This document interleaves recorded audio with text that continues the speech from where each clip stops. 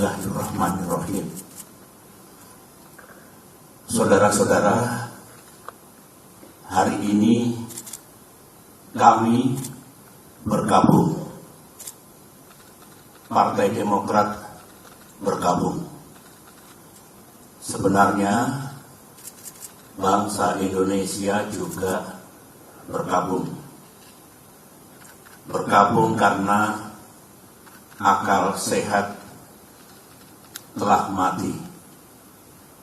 Sementara keadilan, supremasi hukum, dan demokrasi sedang diuji. Hari ini 5 Maret 2021, KLB Partai Demokrat abal-abal, KLB yang tidak sah dan tidak legal telah digelar di Deli Serdang, Sumatera Utara. KLB tersebut telah menobatkan KSP Muldoko, seorang pejabat pemerintahan aktif berada di lingkar dalam lembaga kepresidenan, bukan kader Partai Demokrat, alias pihak eksternal partai, menjadi ketua umum Partai Demokrat, mendongkel dan merebutnya dari ketua umum Partai Demokrat yang sah, yang setahun yang lalu telah diresmikan oleh negara dan pemerintah. 1 bulan yang lalu, kita semua masih ingat ketika Ketua Umum Partai Demokrat AHY secara resmi mengirimkan surat kepada Yang Mulia Bapak Presiden Jokowi tentang keterlibatan KSP Muldoko dalam gerakan penggulingan kepemimpinan Partai Demokrat yang sah. Dan setelah itu, Ketum AHY juga menyampaikan kepada publik tentang gerakan kudeta ini. Banyak tanggapan yang bernada minir dan miring. Mereka mengatakan Demokrat hanya mencari sensasi. Demokrat hanya play victim. KSP Muldoko mengatakan itu hanya ngopi-ngopi. Pelaku gerakan mengatakan itu hanya rapat-rapat biasa.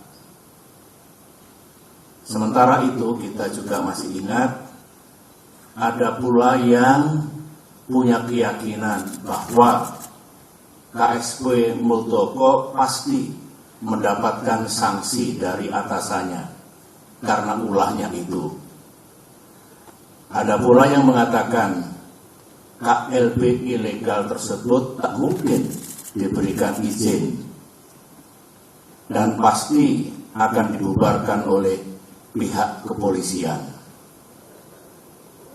Negara pun tak mungkin membiarkan dan membenarkan.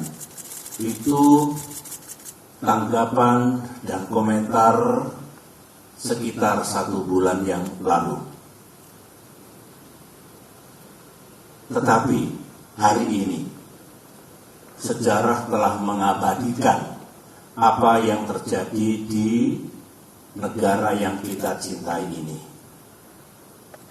Memang banyak yang tercengang, banyak yang tidak percaya bahwa KSP Muldoko yang bersekongkol dengan orang dalam benar-benar tega dan dengan darah dingin melakukan kudeta ini. Sebuah perebutan kepemimpinan yang tidak terpuji, jauh dari sikap kesatria dan nilai-nilai moral, dan hanya mendatangkan rasa malu bagi perwira dan prajurit yang pernah bertugas di jajaran Tentara Nasional Indonesia, termasuk rasa malu dan rasa bersalah saya yang dulu beberapa kali memberikan kepercayaan dan jabatan kepadanya. Saya memohon ampun kehadirat Allah Subhanahu wa Ta'ala, Tuhan yang Maha Kuasa, atas kesalahan saya itu. Sebagai seorang yang menggagas berdirinya Partai Demokrat, termasuk yang membina dan membesarkan partai ini dan bahkan pernah memimpinnya, tak pernah terlintas dalam pikiran saya bahwa Partai Demokrat akan dibeginikan. Saya benar-benar tidak menyangka, karena sewaktu selama 10 tahun saya memimpin Indonesia dulu, baik secara pribadi maupun Partai Demokrat yang saya bina, tidak pernah mengganggu dan merusak partai lain seperti yang kami alami saat ini. Saudara-saudara, saya tahu bahwa Ketua Umum Partai Demokrat AHY yang terus-menerus memimpin upaya untuk mempertahankan kedaulatan partai telah mengeluarkan berbagai pernyataan. Namun malam ini, dalam kapasitas saya sebagai Ketua Majelis Tinggi Partai Demokrat, sebuah lembaga tertinggi dalam kepengurusan Partai Demokrat, saya perlu menyampaikan pernyataan dan penjelasan secara resmi guna merespons KLB Deli Serdang hari ini. Mengapa saya harus mengeluarkan pernyataan pada malam hari ini? Karena sesuai dengan AD dan ART Partai Demokrat tahun 2020 yang telah disahkan oleh negara dan pemerintah melalui Kemenkumham, Kongres Luar Biasa atau KLB sebenarnya lebih menjadi domain Majelis Tinggi Partai, bukan domain ataupun kewenangan Ketua Umum Partai Demokrat. AD dan ART sesuai dengan undang-undang partai politik yang berlaku saat ini adalah peraturan dasar bagi kehidupan partai politik. Sama halnya dengan undang-undang dasar atau konstitusi yang berlaku bagi negara, yang baik itu undang-undang dasar maupun anggaran dasar mengikat secara hukum. Karenanya, segala kegiatan partai yang tidak sesuai dan bertentangan dengan AD dan ART adalah tindakan yang ilegal atau melawan hukum. Mari kita lihat, apakah KLB Deli Serdang tersebut legal atau sah secara hukum. Menurut AD dan ART Partai Demokrat, pasal 81 ayat 4 disebutkan bahwa Kongres Luar Biasa dapat diadakan atas permintaan A. Majelis Tinggi Partai, atau B. sekurang-kurangnya 2/3 dari jumlah Dewan Pimpinan Daerah dan 1/2 dari jumlah Dewan Pimpinan Cabang serta disetujui oleh Ketua Majelis Tinggi Partai. Mari kita uji sekarang, apakah KLB Deli Serdang ini sah secara hukum. Ingat, negara Indonesia adalah negara hukum. Pasal 1 Undang-Undang Dasar 1945. Majelis Tinggi Partai yang saya pimpin dan kini berjumlah 16 orang tidak pernah mengusulkan kongres luar biasa. Jadi syarat pertama sudah gugur. Dewan Pimpinan Daerah yang mengusulkan KLB minimal 2/3 dari 34 Dewan Pimpinan Daerah. Kenyataannya tidak satupun yang mengusulkan, berarti 0. Jadi tidak memenuhi syarat yang kedua. Dewan Pimpinan Cabang yang mengusulkan KLB minimal 1/2 dari 514 DPC. Kenyataannya hanya 34 DPC yang mengusulkan, berarti hanya 7% dari seharusnya minimal 50%. Jadi tidak memenuhi syarat yang ketiga. Usulan DPC dan usulan DPD dan DPC harus mendapatkan persetujuan Ketua Majelis Tinggi Partai, dan saya sebagai Ketua Majelis Tinggi Partai tidak pernah memberikan persetujuan atas pelaksanaan KLB ini. Jadi syarat keempat pun tidak dipenuhi. Kesimpulan besarnya adalah semua persyaratan untuk diselenggarakannya KLB ini gagal dipenuhi atau tidak dipenuhi, sehingga KLB ini benar-benar tidak sah dan ilegal. Saya dengar ada akal-akalan dari pihak KSP Muldoko dan para pelaku kudeta bahwa sebelum mengangkat KSP Muldoko menjadi Ketua Umum Partai Demokrat ilegal, AD dan ART yang sah diubah dan diganti dengan AD dan ART versi KLB Deli Serdang, sehingga penobatan KSP Muldoko dianggap sah. Pertanyaannya, apa bisa begitu?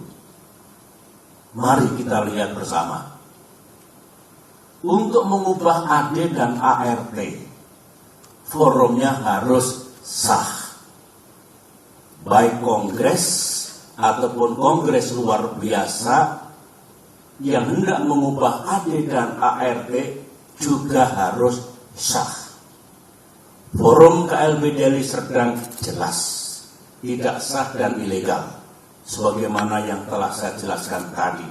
Sehingga AD dan ART KLB Deli Serdang menjadi tidak sah.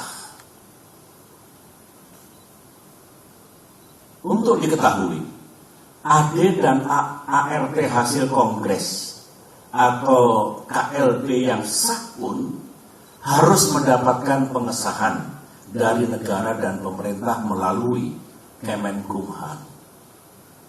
Jadi, kalau KSP Muldoko melalui telepon menanyakan keabsahan AD dan ART dan merasa cukup puas atau mengira bahwa AD dan ART KLB Deli Serdang itu sah, KSP Muldoko salah besar. Berarti KSP Muldoko tidak memahami undang-undang partai politik yang berlaku dan juga tidak memahami AD dan ART Partai Demokrat. AD dan ART Partai Demokrat. Lagi-lagi makin kuat dan makin nyata bahwa KLB Deli Serdang benar-benar tidak sah adanya. Saudara-saudara, ini kesempatan yang baik bagi saya untuk menyampaikan pesan kepada Ketua Umum dan segenap kader Demokrat di seluruh tanah air. Saya sangat merasakan apa yang para kader Demokrat rasakan saat ini. Saudara pasti marah,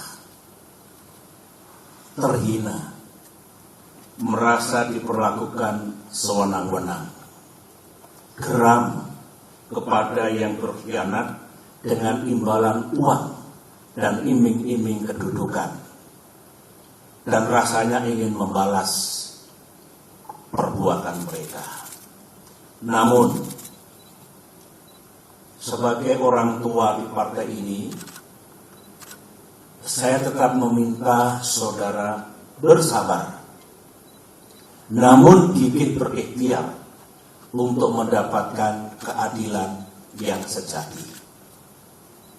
Saya tetap percaya bahwa Bapak Presiden Jokowi memiliki integritas dan kearifan dalam menyikapi gerakan pendongkelan dan perebutan kepemimpinan Partai Demokrat yang sah ini.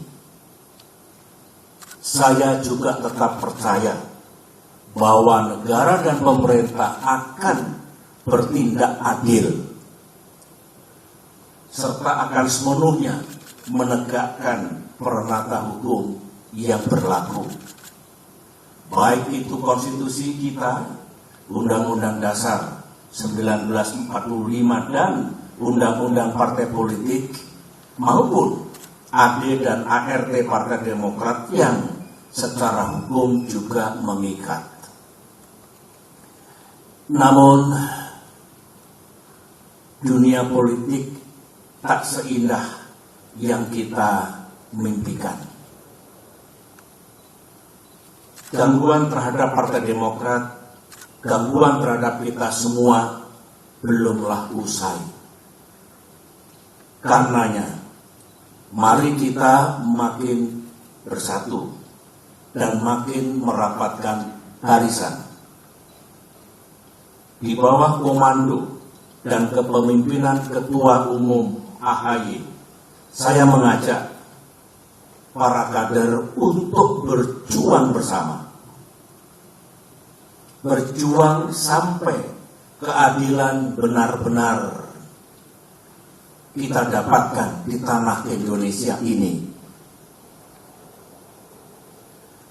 Perjuangan untuk mempertahankan kedaulatan dan kemandirian partai, saya ulangi, perjuangan untuk mempertahankan kedaulatan dan kemandirian partai adalah perjuangan yang suci dan mulia. Ibarat peperangan, perang yang kita lakukan adalah perang yang dibenarkan. Sebuah war of necessity. Sebuah just war. Perang untuk mendapatkan keadilan. Semoga Allah SWT, Tuhan yang Maha Kuasa, menuntun langkah kita serta memberikan pertolongan kepada kita semua. Demikian pernyataan saya. Sekian dan terima kasih.